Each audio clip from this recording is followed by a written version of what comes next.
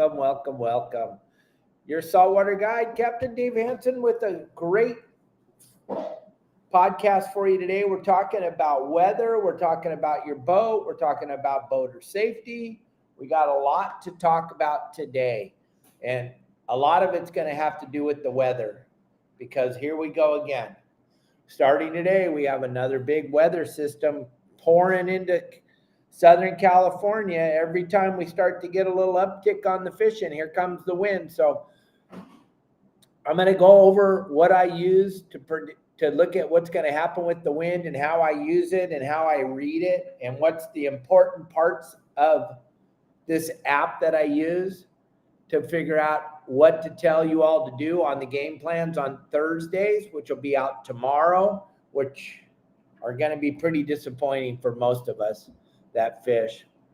Talked to a few of my friends that are out there today. Weather is up. Justin was out there live fishing this morning. He's at Catalina. I don't know if anybody got to watch that or not, but he's over at Catalina right now. Well, he's leaving. He was going to get out of there by noon, and I'll show you why here in a few minutes. But everybody, thank you for joining us. It's Okuma Wednesday. We always talk about Okuma products on Wednesday, and how cool was that last Wednesday to have the president of product development on the show, John Bretza. What a wonderful human being he is. Him and his wife, Michelle, raised a couple of wonderful children, and they're going on to do some amazing things. And I'm just blessed to call him a friend and to have him come on our podcast whenever I ask him to talk about the new reels and rods coming out of Okuma. Those were some pretty spectacular products that we got to see last week, and we'll show you a little video about them here later on in the show in case you missed last week's show. And we're going to be talking about safety today. We're going to be talking about different scenarios that happen when you're out on the water, all the different things. And as you can see, we're in a different room here, but Marley insisted on being with me today. He didn't want to. I tried to put him back in his cage. He said, nope, Dad, I understand. Our internet's not working in our house. You went and got Starlink, and we can only use it in the living room. And I want to be with you in the living room while we do the show. Marley and I have been doing the show together for 2 years, so he's very comfortable. He's kicking back, just relaxing. He's looking at the kitchen because he knows there's a plate of whipped cream in there that he has to get his little hands on. So, gang, I want to talk to you all about all the different things that are going on in the fishing world right now and the different things that are coming down the pipe. And the number one thing we're going to talk about today is how do we figure out what the weather. I'm just trying to get this up on the screen so I can show you the weather as we're going here. How do I figure out when I give out the game plans on Thursday, Captain Al, Captain Justin, Pablo, myself, how do we figure out to tell you to go or to not go? Why do I always tell you to don't go? Don't go. It's going to be suck. Because I'm looking at the weather apps. And the weather app that I use all the time for my predictions on what to do, and we've been using it as we used to deliver yachts up and down the Baja coast, is a weather app called Windy.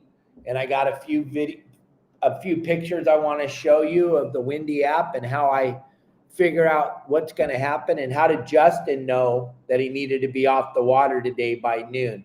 Well, he got to Catalina today and the wind was already blowing and whitecapping, but he had his buddy Paul on the boat, Paul and Anthony, and they just wanted to get over to Catalina and give it a shot for a few hours before the wind started to blow. But I'm going to show you some pictures right now. So this is today. This is coming off of windy.com. Okay. This is what it's going to look like at 4 o'clock this afternoon. That's why Justin wanted to make sure he was off the water. That's why they're leaving Catalina at noon. The wind's already blowing. It's already whitecapping right now over there. But if you look at this picture I throw up on your screen, if you look at where I have the cursor, this is where I put the cursor when I'm making the game plans. This is where I put the cursor when I decide if Kelly's going to go out on the boat with me today, or if I'm going to take my grandchildren or going to take my boys. Well, they know how to read weather too, so they're not going if it's blowing. But I put that cursor up there on the west end of Catalina, if you can all see it right there. That's going to pretty much tell me what the weather's going to do in Southern California. If it's starting to blow up on the west end of Catalina, it's going to get crappy all over the Southern California coast. And that, if you look up there on the west end at 4 o'clock this afternoon, it's only going to be blowing 13. But if you look down off the east end in that yellow zone down there, it's blowing 20.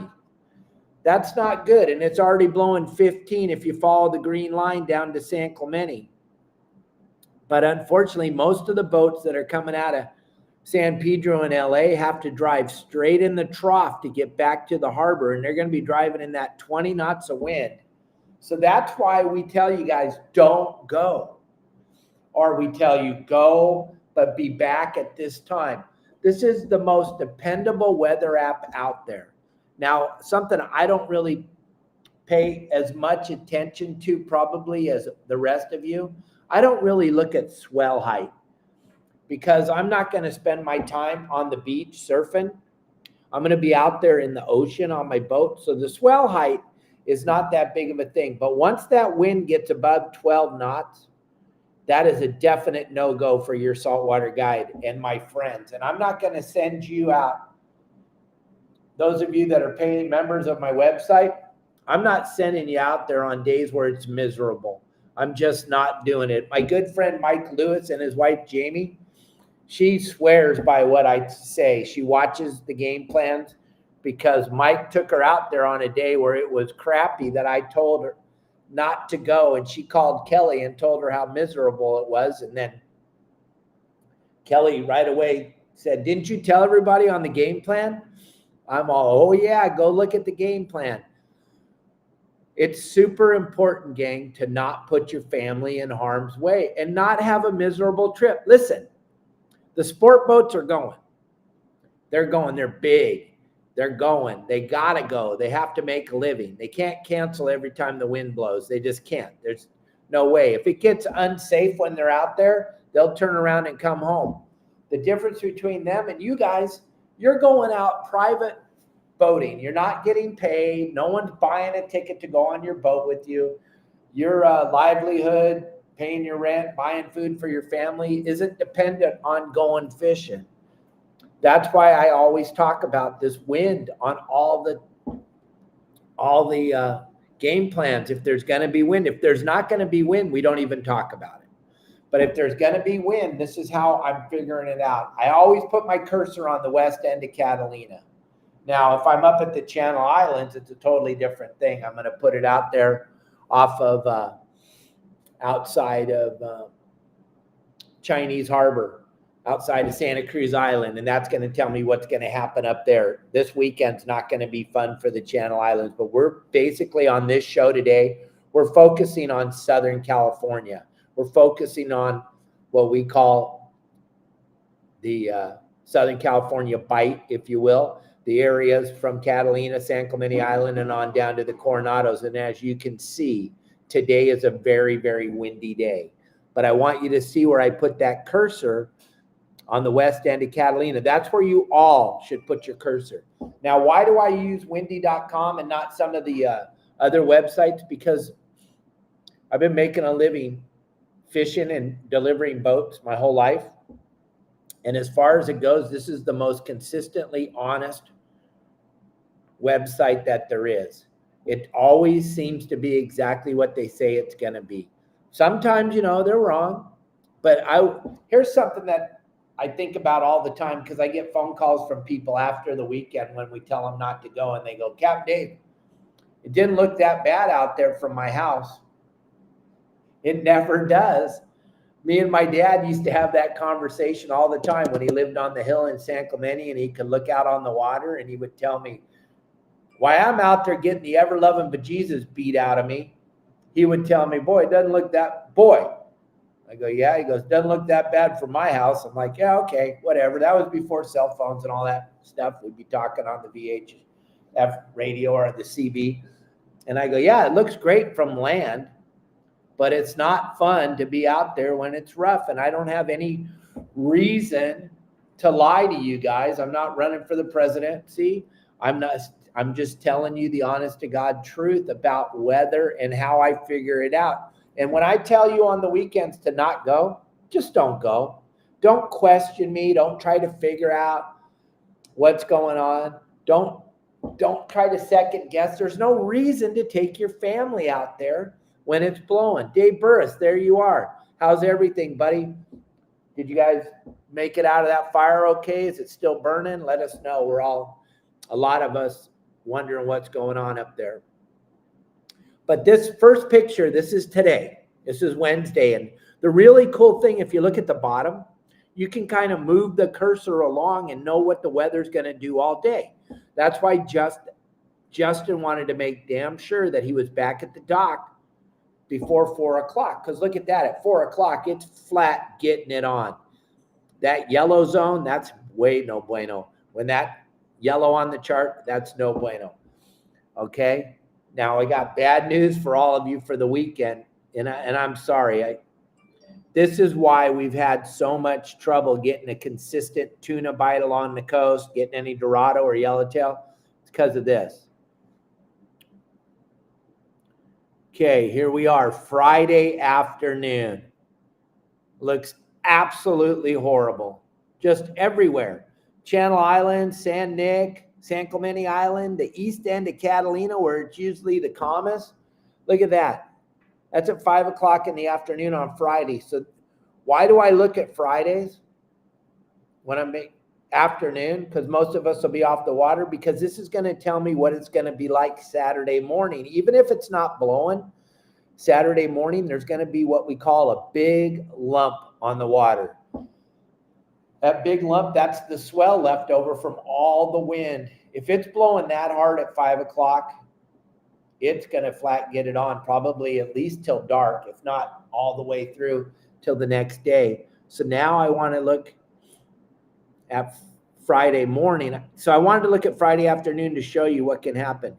Now this is Friday morning at 9 o'clock in the morning. So it gives you a false sense of security, because you're like, wow, it's not that bad. So now you're caught out there with your pants down, and then this happens. Same day. Same exact day, just a few hours later. That's why Justin made the call today to tell Paul and Anthony, we're going to be off the water by 4 o'clock. We're going to leave the island at noon. Now, if you were at Catalina at 9 o'clock in the morning on Friday, you'd be going, wow, flat calm. Look at 5 knots of wind on the west end. If you see the cursor, and then you see up in the top left-hand corner. So you'd be thinking, this is going to be great. We'll stay here all day. I'll tell you what, if you're not out of the island before noon, this is what you're going to have to put up with. This is how your ride home is going to be. And I always say this, I don't care how good the fishing is. The only thing your friends and family are going to remember is that ride home. And if you're not back at the dock, and this starts early. This starts get it on around noon. But this is the west end, 16 knots. But it's blowing way harder everywhere else. But I always use that west end for my meter. And this is just what I do. And I know there's a lot of you out there that have been doing this way longer than I have, and you know way more about weather than I do. I only have the little apps that I use, and I only drive around on the ocean for a living for 50 years.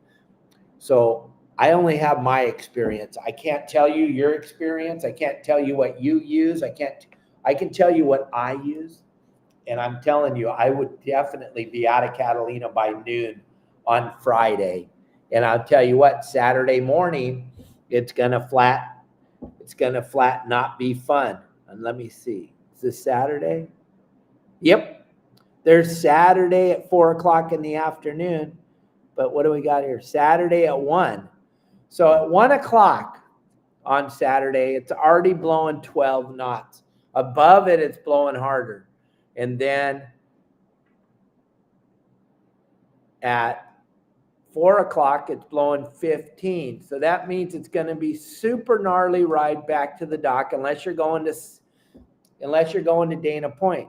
But I'm telling you, everybody's fishing that tuna and stuff outside there. So they're going to get the ever-loving bejesus beat out of us. Those of us fishing the coastline on Saturday, down off of Dana Point, San Clemente, on down towards the Coronados, yeah, it's going to be nice. But any of us that are coming out of Marina del Rey, San Pedro, Long Beach, we're in for a down-home ass whooping. By 4 o'clock in the afternoon, you are flat going to be hating life going back to San Pedro, going back to Marina del Rey, going back to Redondo. Any of those places, it's going to be flat horrible. But this is the app that I use. And I always put the cursor on the west end. And then up in the top left-hand corner, it tells you what the wind's going to be doing. And you can, down in the bottom, you can slide that along and watch the weather change. That's why, and I have nothing. I don't get anything if you subscribe to Windy. If you don't subscribe to Windy, I get nothing. They're not a sponsor of the show or anything like that. I'm just showing you the app that I use all the time. And it works out phenomenal for me and all of my members.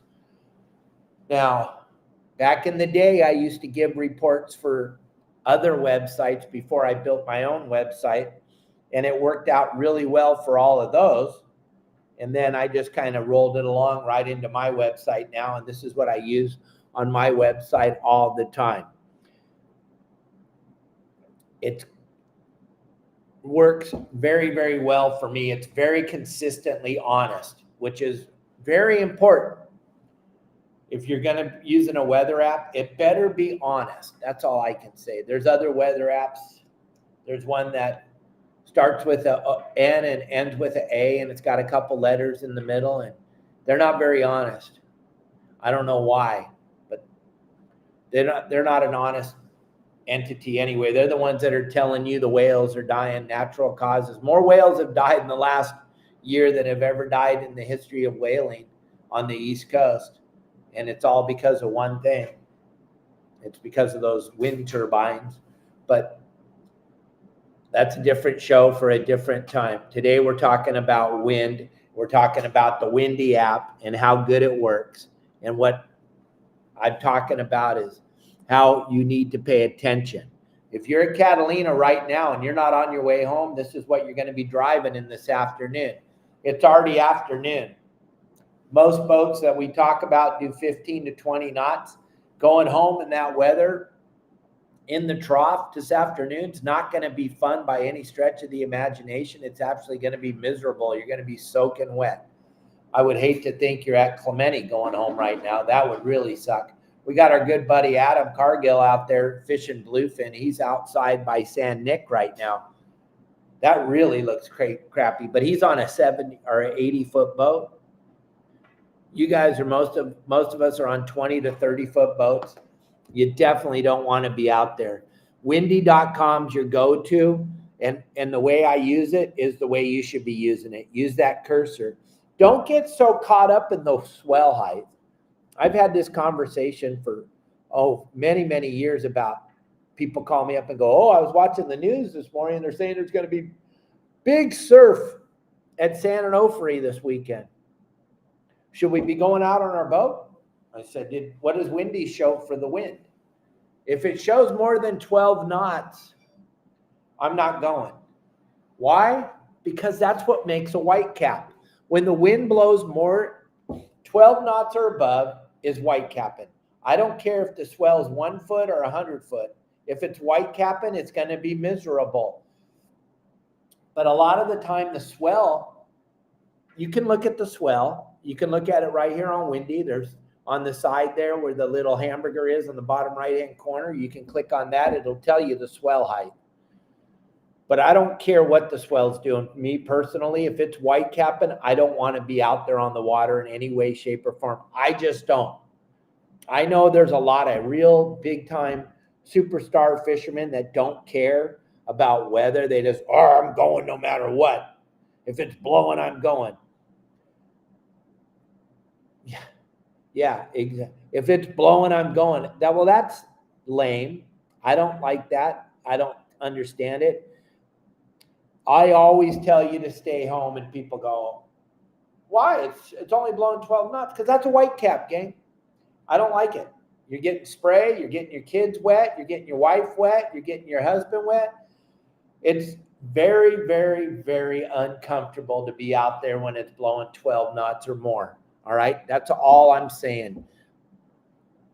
You can do whatever you want. You can leave me all kinds of comments. My favorite comment is after I tell you not to go out, and then you go out, and then you call me and you tell me, gosh, I can't believe how rough it was. I'm like, are you kidding me? I told you. Yeah, but I didn't think it would be that rough. Well, I already told you don't go. Me and Justin, me and Al and I, we've talked about this with a lot of you a lot of times. Whatever we're telling you, it's the honest to God. We're not going to make up some baloney. We're not going to tell you something isn't what it is, because we got to talk to you tomorrow. And like Jeanette and I were talking last night on the show, most of us that are members of my website are friends. Yeah, we signed up to be a member of Dave's website, but as we progressed along, we became friends. I get to go to a lot of my clients' family weddings, parties, Christmas, Thanksgiving, Easter. And it all started because they trusted when I told them not to go out there when it's blowing. I'm just telling you that what I'm trying to explain to you is pay attention to the weather. It's super important to not get caught out there with your pants down. And like Mike Lewis's wife, she was absolutely pissed at Mike because he took her out there and it was rougher than heck. And I told everybody, don't go. Here, check this out.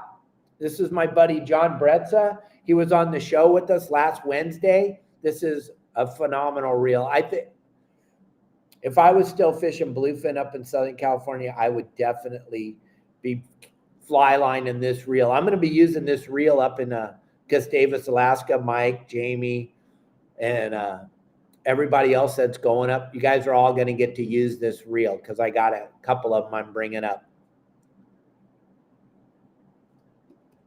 Hey guys, this is John Bretza, Director of Product Development for Okuma Fishing Tackle. And what I have here is exciting, new, upgraded Alejos 2-speed reels. For all you tuna guys, bottom fish guys, anybody that wants something that's super durable, heavy duty, but you can fish lighter tackle, this is it. I refer to this as a mini Machaira. So what we've done with the Alejos updates is that we've taken the dual force drag system that's in the Machaira and we've mirrored that inside the new Alejos. The other thing that we've done is based on popular demand that we've heard from you anglers out there is that we added a thrust bearing. The same thrust bearing that you'll find in the Machaira is now in the Alejos. So when you fish at really heavy drag pressure, you're going to eliminate any handle binding and you're going to have great free spool and you're going to be able to really put the wood to these big tuna. The other thing that we've also done is that one of the keys to the Machaira drag system is a drag cam and the actual ramp and what it can actually achieve from free spool to strike, but more importantly, from strike to full when that fish is in the death circle. The Machaira outperforms everything else, and what we did is we copied the Machaira drag cam and put that in the Alejos. So some great benefits there. The other thing, just like the previous Alejos, you have 17-4 grade stainless steel gearing. One advantage that you do have, even though I call it a mini Machaira, one advantage that it does have is that there's a cast control system. So you can adjust this to real heavy pressure. Say if you're up in Alaska fishing halibut, you got real heavy lead, you can slow that spool down, or you can do micro adjustments for say casting sardines or something like that on the West Coast. The new Alejos is going to be backed by a 3-year warranty. This product is now shipping and in the dealer's hands right now. If you want to find out more information on the Alejos, check it out on okumafishingusa.com. And the smoothness of that reel, everything that John talked about is everything I see and feel in that reel when I was putting the new line on it. And I'm excited to go catch some lingcod and some halibut up at Gustavus, Alaska. We'll be up there tomorrow, gang. It's going to be a tough day. I don't know if we're going to do the show or not. We got Shayla and Eric coming in to take care of this little monkey and our kitties tomorrow. They land at 11, so if we get back to the house in time. But it's crunch time, baby. It is crunch time. We are leaving for Alaska Friday, and we'll be up there for 14 days. I'm excited. I can't wait. I'm super excited. This is the first time we're going to be away from social media in very, very long time. And we'll see what happens. Hopefully we get to do the show tomorrow. We might do it. We'll probably do it late. I'll bring Shayla on the show tomorrow if she wants to talk about John's Fish Market and all the changes going on in the harbor. So yeah, we'll do the show. I just don't know what time tomorrow. Hopefully by noon, but just stand by. You won't be alerted because we're on a humongous shadow band on Facebook right now. And I don't know why. But like Mike Lewis said, none of us even get notified when I go live anymore on Facebook. It's the craziest thing I've ever seen. And Bob, according to the guys over there, this month, they're going to release them. They're waiting for their shipment. It's on a container ship setting out in Long Beach Harbor. So as soon as they unload the container ship, they're going to have them. And they'll start shipping them out. So just stand by. They're coming. It's all, it's all about being on that ship in the harbor. If you look out there right now, there's quite a few ships out in Long Beach with a bunch of containers on it. And according to the guys at Promar, that's where these ghost shrimp pumps are at. So stand by. We'll let you know, I promise. And then what we're doing, gang, we talked about the weather. I showed you how I use windy.com. Now what we're going to talk about is safety. I know you all know what happened on the jig strike over Labor Day weekend. And I'm trying to get one of the guys from the boat but right now there's a big investigation, insurance and everything. So no one's going to officially chat in front of anybody till all that's resolved. They will come on the podcast. They said, let this settle down. And one of the members of the Taft family, or one representative for him, will come on the show. It's a very, very good family, like I talked about on the show on Monday. Let's not jump to conclusions. Let's not make a bunch of lame comments. The Taft family's been in this industry as long as my father. My dad and Spike Taft fished together for years. Spike used to run the Patrician out of my dad's landing in Dana Point in the early 70s. Came from Newport. Frank LaPresti was the second operator with Spike. Very, very good family. Bobby and Chucky, they run a great operation, and that was one of their boats, and it sucks, and I hate to see all these innuendos and bull crap post on the internet. That's why I was trying to get one of them to come on the show, and they are going to come on the show. They're just not coming on right now. Not why all this is going on, okay? So those of you that are feeling compelled to get on the internet and make crappy comments, just come after me. Leave everybody else alone. I can handle it. I've been the most hated guy in the industry since the internet started. I can handle it. So go ahead and let her rip. Bring it on. All right. So here we go. We're going to get Alex. We're going to talk about all the things I think that people overlook on your boat that are super necessity to have. Those of you that are going to go offshore and going to go fishing offshore, you got to really pay attention, because you got to have a plan. You got to have a plan, because stuff happens just like that. Like the captain of the jig strike said on that post he put on Facebook. Things happen this quick. You better have a plan. You better have a contingency plan, and you better be ready. Like Justin talked the other day. Super important. If you're going offshore, you better have a ditch bag. You better make sure you have exact amount of life jackets for the people on your boat. It's imperative. And if you're taking children offshore, that's lame. I talk about it all the time. Don't take your kids offshore, but a lot of you just, my 4-year-old needs to catch a 100-pound bluefin. Really? They don't even know what the hell a 100-pound bluefin is. They'd be stoked catching a mackerel, but this is an ego thing inside your head. You think they need to catch a 100-pound bluefin. They don't want to go out there no matter what you think. But can you imagine your 4-year-old floating in the water waiting for a boat to come pick you up? That happens. So that's what we're talking about. We're talking about safety. Make sure, here's something that people don't realize, your flares, super important.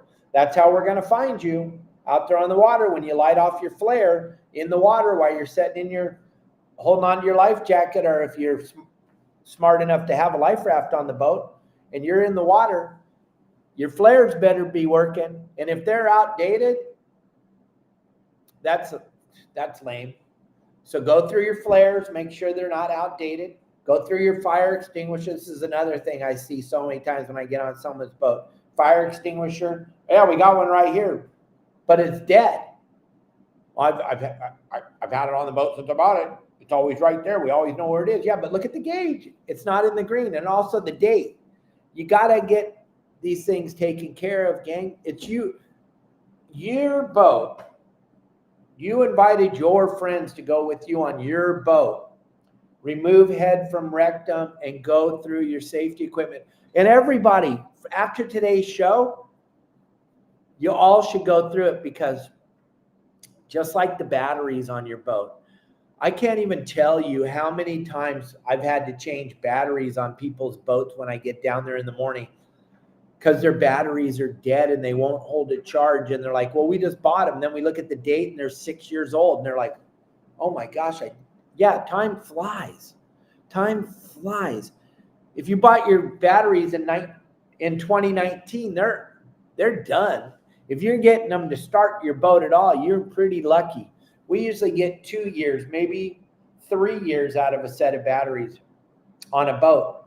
And then we're changing them. Why do they only last that long? Well, because you're cooking them every night. When you plug in your charger, the batteries are cooking. So you get 2, maybe 3 years.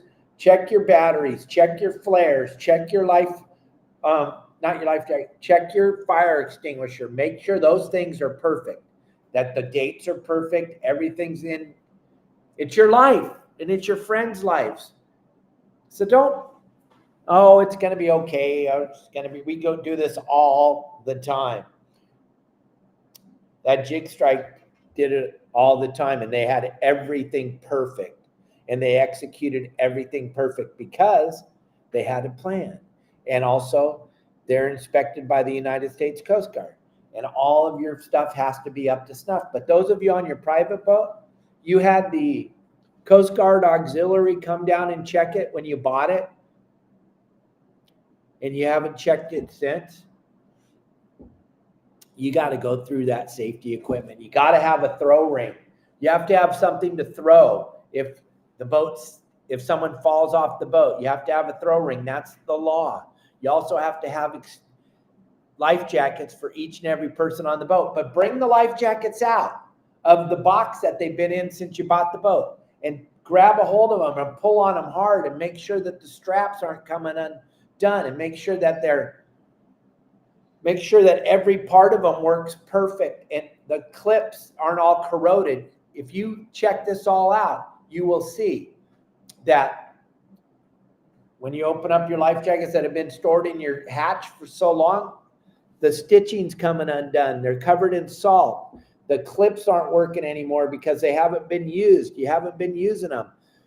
So all that is very, very important. Yeah, and check for tears in the life jackets when people are pulling stuff out of those hatches and shoving the stuff back in there. If it gets torn. If it gets torn, what's going to happen when you go in the water with it, all of a sudden, it's not a life jacket, it's an anchor. It's filling up with water, and you're going to sink like a boulder. And yeah, like Alan said, portable, inflatable life jackets, no bueno. No, you have to have the Coast Guard certified life jackets. Those inflatable ones, it's all fun and games till they don't inflate or you have a leak. The foam ones are perfect. They work fine. If you don't have the room for them, well, then maybe you shouldn't go offshore. Stay on the coast with your inflatable life jacket. and just make sure that you're close enough that you can paddle into the beach while you're blowing it up every 5 seconds because the air's leaking out of it. But the contingency plan is, what are we going to do if there's a problem?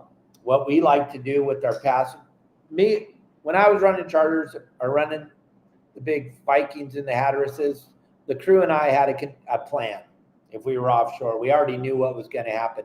The deckhands and the cook knew how to operate the boat if something happened to me, if I went down. Because let's be honest, stuff happens. You could have a heart attack.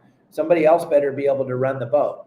So you got to be careful. You got to pay attention, and you got to make sure that all of your stuff is up to date and ready to be used. And then the ditch bag, like Justin was talking about the other day on the show.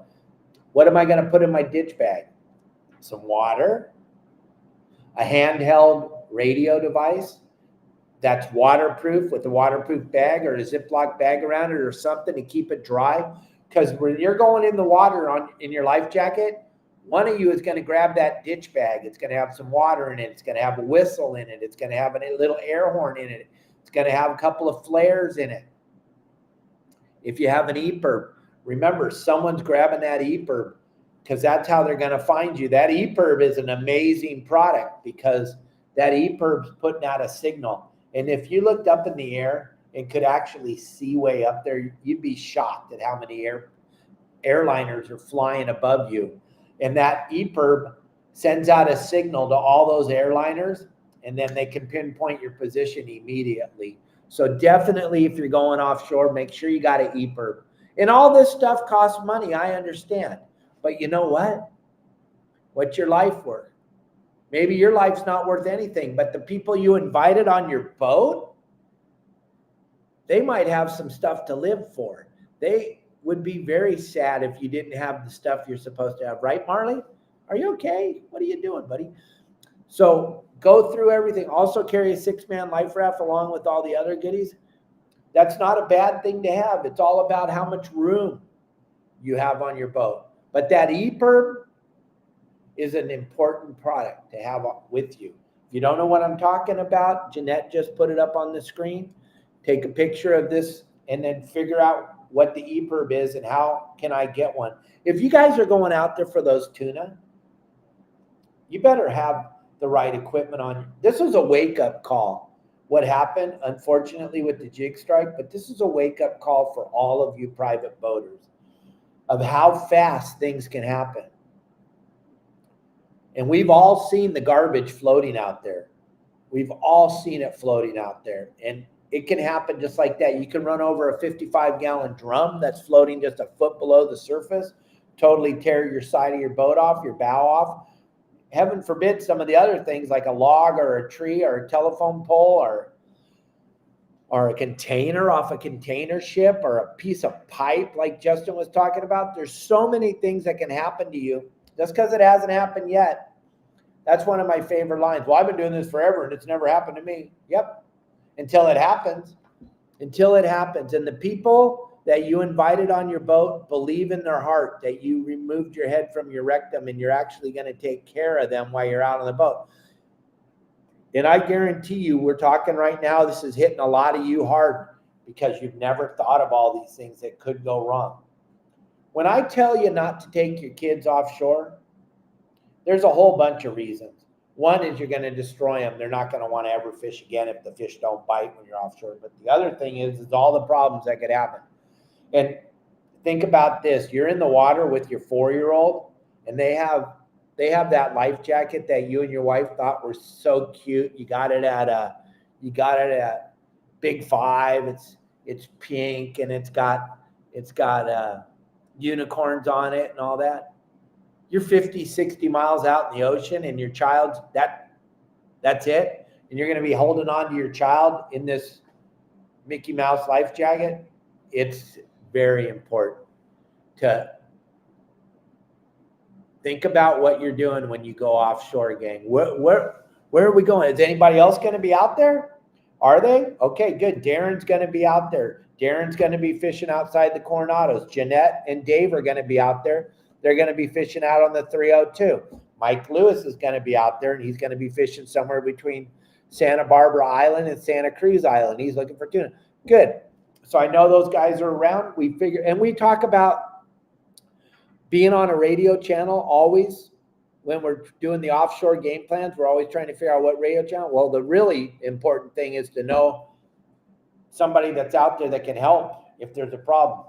Because I know there's the Coast Guard and there's vessel assist, but if there's another boat in the area, because the Coast Guard or vessel assist has to get the boat or the helicopter or whatever, and they have to start traveling towards you. Things don't happen automatically. Things don't happen as fast as you want them to happen, especially if you and your wife or your children are in the water. So let's go down to our boats today, tomorrow. This weekend would be a perfect time because the weather's going to suck. I know I'm sound like a broken record, but the weather's going to suck this weekend.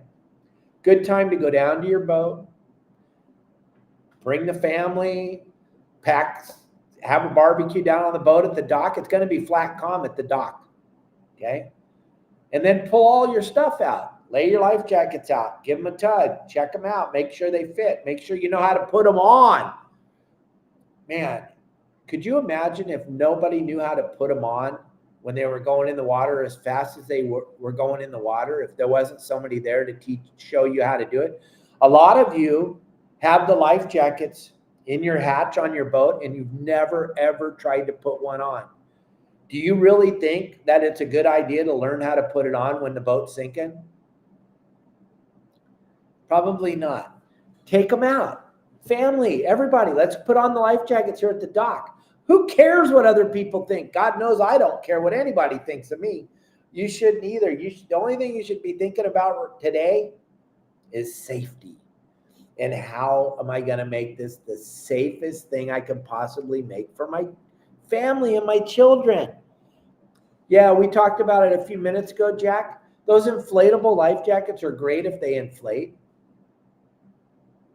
They're great if they inflate. But if they don't inflate, or if they have a hole in them, because someone pulled it out of the hatch and then shoved it back in and like Jeanette said a little bit ago, and put a little tear in it, I'll tell you what, those foam life jackets, the Jim buoys, those things work flawless. They work all the time. People don't like them because they take up space. I don't know. When the boat's sinking, I don't want to be blowing into my life jacket because it's not holding air. But inflatable life jackets, I'm sure there's a whole bunch of people that'll tell me that's all you use. That's fine. And the bass guys that are fishing competitive bass fishing, they use those. They wear them all the time when they're driving around their boats at 100 miles an hour. But they're checking that thing out all the time, and they're making sure everything works. But if, Jack, think about this.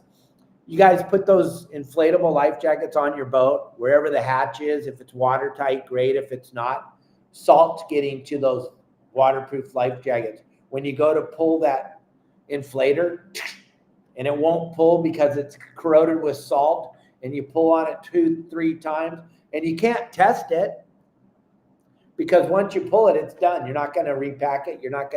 So once you pull it, it blows up, but now you got to get another one, or you got to get it repacked, or you got to go to a life jacket store and ask somebody, how do you repack it? Unless I don't really know exactly.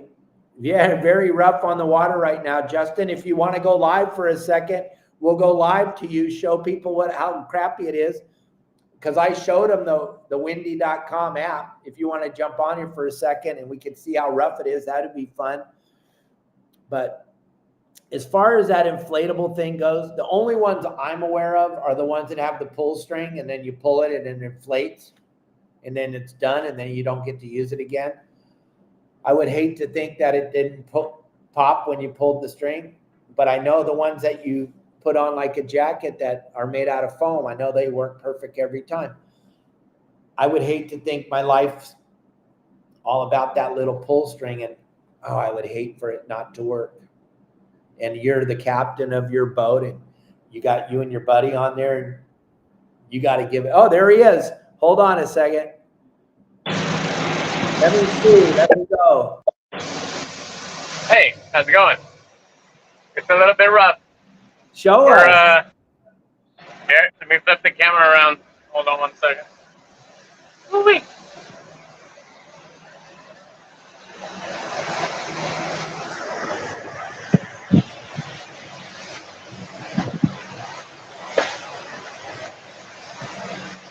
Yeah, that's what we're talking about. And it's only 12:45 and it's already white capping that big. What's that? Oh, woo-wee. Here, splash over the side here. Whoa, hold on. Let me try to stand up. Hold on.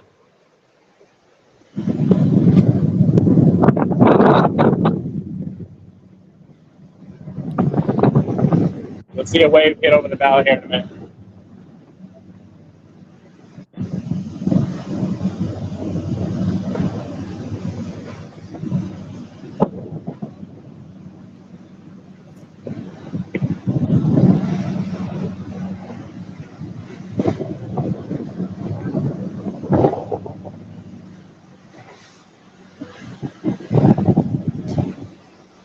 Well, I gotta sit back down. It's like really crazy crappie.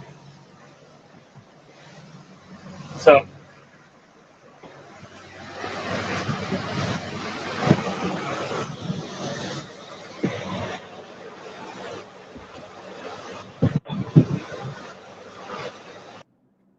All right, Justin, thank you for that. That's why you went home early. yeah. That's why All you're right. on your way Well, home. Did you end up see you catching later. anything? Yeah, we got bass, bonita, barracuda, and what else? I think that's it so far. We're just trying to get back right now. All right, And yeah. perfect, buddy. Thank you. All right. Talk to you later. Bye. See ya. All right, gang. So GS, yeah, you got a charter this weekend? Coastal will probably be your best bet, but you're going to do whatever you're going to do. Just have fun doing it.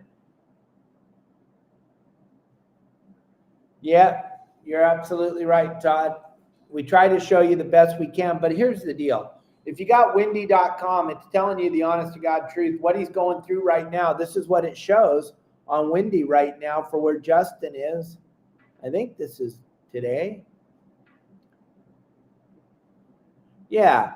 So it's 12:30. At 4 o'clock, it's going to be flat getting it on, but it's already looking pretty rough out there. So I think Windy kind of summed it up perfect. It looks like it's pretty much just what it says it's going to be. But back to the safety thing. Jeanette, I saw your comment about the blow up is easy to repack. I don't know.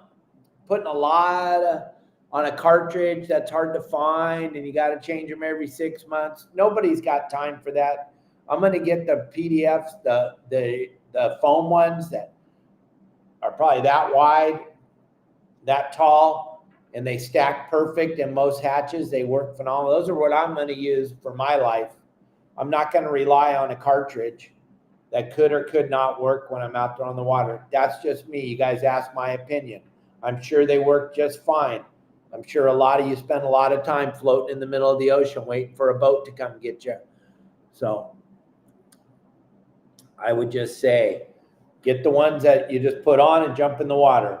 And you don't have to worry about pulling a cord or a secondary cord or any of that stuff. Yeah, the foam ones, Anthony, that's what I'm going to use. That's what I'm going to have on my boat for me and my children and my grandchildren and my beautiful wife. Yeah, here, I couldn't even comprehend if Kelly went in the water with one of those blow-up ones and she pulled the string and it didn't inflate. And I have to look at her and are my children or my grandchildren? Oh my God, it make me cry just thinking about it, gang. Make me cry just thinking about it because as we all saw this weekend, just like that, it can happen. Just like that. It's you're in the water with your family. So please think about what you're doing, gang. Think it all the way through. Like they taught me in Alcoholics Anonymous. Play the tape all the way through. If you're thinking about going, think about whoever you're bringing. Think about your safety equipment. Think about when was the last time you looked at it. And this is a phenomenal weekend to do it. Don't not go to the boat. Go fish the coast. Go do what you're going to do, but bring the gear out and look at it. Look at your flares. Look at your life jackets. Look at your fire extinguisher. Look at your you got to have a whistle or you got to have a horn. Make sure you got one or the other. I'd have both. And then the last thing I'm going to leave you with, my good friend Mike Lewis, he's right here on here. And a lot of you heard the story about when Captain Dave sucked up the mattress and I had the mattress pinned underneath the boat and I couldn't put it in or out of gear. And then I got it out of gear and I'd start the boat and I put it in gear and it would shut off immediately and I didn't know why. And I thought I had fuel problems. I thought I had all kinds of things. Finally, at the last second, I realized there was something stopping the propellers from turning. Jumped in the water, thought it was a hoop net, ended up being a king-size mattress stuck in both propellers. Things happen. Mike Lewis, perfect example. This last weekend, they went for a cruise from his harbor up to Ventura Harbor.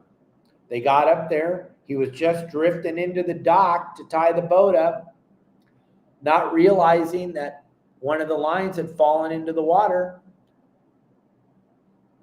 That line got caught in his propeller, shut the boat off immediately. He spent an hour trying to figure out why the boat wouldn't start.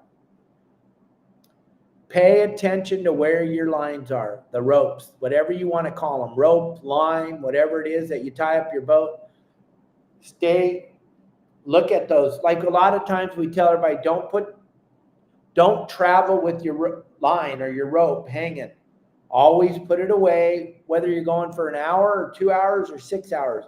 Put those lines away. Don't leave them hanging on the side of the boat. Stuff happens. It falls in the water, bam, it's in his propeller. Mike's a phenomenal mechanic, and the guy that he was with is a phenomenal mechanic. They could not understand why they couldn't get the boat in or out of gear. They could not. Yeah, he's chilling on me. I think he knows we're leaving, Darren, and so he doesn't want to be anywhere. I took him up to try to put him in his cage. He didn't want to go in there. He wants to stay with Dad. Yeah, I think he knows. He's watching me pack. He knows I'm leaving. But that was a valuable lesson that Mike Lewis learned the hard way. He's tearing his whole boat apart trying to figure out why it wouldn't come out of gear and why he couldn't start it. And it was all because that line was left tied up to the side and somehow it had made its way into the water. And poop happens. Thank God you were at the dock, Mike. Thank God you were at the dock. We'll get Mike on the show while we're up in Alaska. We'll talk about it. We'll bring him. We'll do a live show from Alaska, me and Mike. And Kelly and Jamie will do a live show up there and we'll talk about it. Hey, Cub. Yeah, Marley is look at he's laying on my shoulder. Gang, if any of you know me and Marley, you know that I've had him for 2.5 years. And for the first 2 years, you couldn't even touch him. He wouldn't even come near me. He trusted me nothing. Look at how much he trusts me now, Cub. He's sleeping on my shoulder, Darren. It's incredible. He's the most coolest animal. But he takes every second of our lives. He is all-encompassing, I'll tell you. Don't get a monkey unless you have just an epic amount of time and you don't have anything to do for the next 15 years. Then I would definitely get a monkey. But if you have anything to do in the next 15 years, don't get a monk. Because, oh, yeah. We took Marley over to Cubby's house. Down here in Cabo, Cubby's got a swimming pool. So Kelly girl and I brought Marley over to Cubby's house a couple days ago. And I got in the pool with Marley on my shoulder, and Marley didn't quite understand, and he jumped into the water. And I'll tell you what, he knows how to swim. He found out real quick. He was paddling right across the pool. Scared the hell out of me and Kelly and Lisa and Kevin. He jumped. Kevin came running outside because we were screaming. We didn't know. And Marley was swimming in the pool, right, buddy? But he's okay. He's doing good. Gang, do yourself a favor, do me a favor, do your children a favor, do all of your friends that you're taking out on your boat a favor, and go through all your life-saving equipment. It's imperative that you do. Who cares if you get inspected by the Coast Guard Auxiliary or the real Coast Guard or whoever? I don't care. I want to inspect it all myself. I want to know where each and everything is. And gang, a lot of you got your boat. They showed it all to you, and you haven't seen it since you bought your boat. It's time to pull it all out, take the family, figure out how to put the life jackets on, figure out how to do this, figure out how to do that. Tell your family how to drive the boat back to the harbor, how to use the VHF radio. Oh my God, we didn't even talk about that. We're going to talk about it right now. Thank you. You got to get the VHF radio, teach everybody on the boat. If there's an emergency, remember, I talk about don't use the radio when you're fishing. That's kind of my big thing, unless you know somebody that's out there on the water. But here's what you want to teach everybody in your family.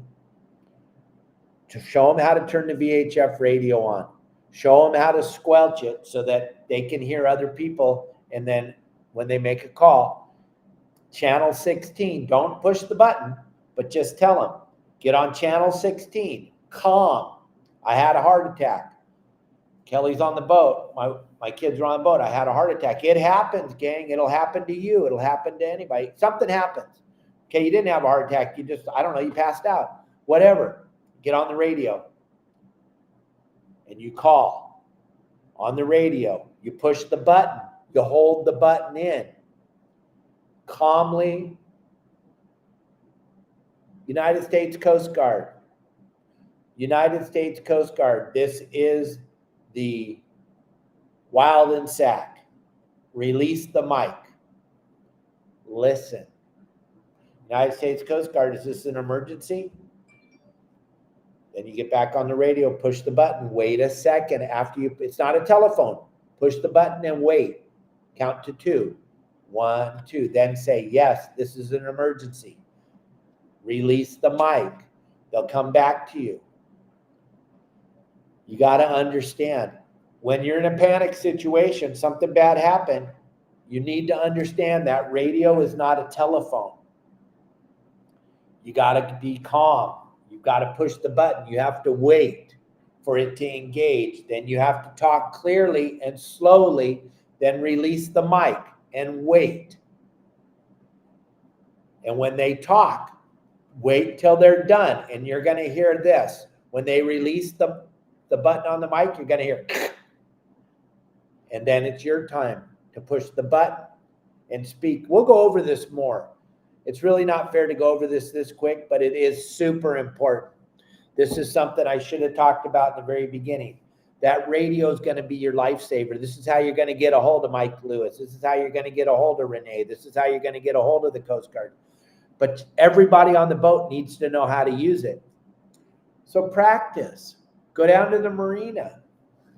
Find your neighbor. Find a friend. Find somebody else on the marina that has a radio. And go to channel 6 or go to channel 7 or go to channel 11 or go to channel 9. Go to a working channel where you're not on the coast. Don't use 16 and don't use 72. Go to a channel and practice how the radio works. How pressing the button isn't instant. You have to wait. So many people, and I hear it all the time in an emergency situation on the boat, act like that radio is a telephone. It's not a telephone. You've got to calm down. It sucks because we're in an emergency situation, but you got to calm down. You got to calm down, and you got to speak clearly, and you got to speak precisely. Then the next thing is you got to know where you are. So you need to teach your wife or your husband or your children how to use that GPS. A tragedy happened down here a couple of years ago where a boat sunk in Cabo. And the captain, in his panic situation, gave out the GPS numbers where his cursor was, not where the boat was. Everybody went to save him to where the cursor was. That's not where he was. Nobody knew where he was because the boat sank super fast. You need to understand how to use that. You need to teach people on the boat. If you're the only one that knows how, you're the one who's going to have the problem. So understand how to use the GPS, because the Coast Guard's going to ask you, the next thing they're going to ask you is, where are you? You can't say, oh, we're out here in the ocean. We left at 4 o'clock in the afternoon. We drove for 3 hours and now we're out here. They can't find you. That GPS and that radio will save your life. Teach everybody on your boat. This weekend, perfect time. Weather's going to suck. Go down and have fun on your boat. Teach the family how to use that stuff. And everybody in your family has a telephone. Use the phones, gang. Record what you're teaching them. Tell them, record this, because when it's an emergency situation and dad or mom are down on the deck, they can go to the video you made and they go, okay, dad went down. We need to go on the GPS. We need to put it to our position. Then we need to get on the radio. And you can record all this with your phone so that everybody on the boat knows what to do. If you got it on your phone when your buddies go with you, say, hey guys, here's my phone. If something happens to me, this video is right here on the phone. It's going to tell you what to do to help so we can get saved, so you can save my life and you can save your life or whatever's going on. Make a video. All right? So hopefully you guys got something out of this show today. I thought it was super important to talk about this. So many things can happen so quick out on the water, gang. Be careful. Learn how to read that weather. Go to windy.com and just start to understand it. And I don't care, like I showed my buddies in Colorado. It works in Colorado. It works for all the lakes. It works for all the streams. It works for wherever you're going. You can use it. Windy can be used anywhere. The map on Windy is insane. It goes all over the world. Wherever you're going, vacation, like Mike and I and all the members, Rick and his family, everybody, we're all going to Alaska. I've been watching Windy for Alaska for 2 weeks, just trying to figure out the weather pattern up there and what we're in store for. And I'm looking at it all the time. Just like I'm looking at it down here for when I'm gone. I can look out because I pay for the premier, so I can look out 2 weeks ahead because I want to know if there's any hurricanes coming, because Shayla and Eric that are coming down here to take care of Monk, they've never been through a hurricane. So it's super important for me to know what's going on. So check out Windy, check out wherever you are, and look at how accurate it is. And look at how it's going to tell you exactly how it works. You're going to be blown away. You are going to be absolutely blown away at how accessible weather is and how accurate Windy is to the weather wherever you're at. Just look at it today for where you are. And LA at work, San Diego at work, Oxnard at work, Ventura at work, wherever you are, just start using it to understand how accurate it is. Gang, thank you so much for watching my silly shows every day. I appreciate all of you. Mike Lewis, Jeanette, those of you that have brought it to my attention that you're not getting the alerts that we go live. Believe me, I've called Facebook 400 times. You get the same reading off the script, but they're totally lying. I'm being suppressed massively by Facebook, totally suppressed. And I know it had to do with me talking about, I can't even say it, but it had to do with talking about what we were talking about when they flipped the script on the world. And I can't talk about it anymore, but I went from 30 million views a month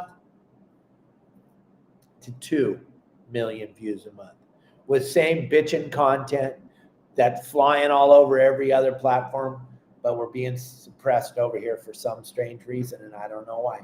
Guys, have a great day. Turn off the news. They're all lying. I'm the only person we're going to do a show tomorrow. Not sure if it's going to be at noon or not, but Elliot and I will keep you abreast of the situation. Thank you all very, very much. Have a great day. Turn off the news. They're all lying.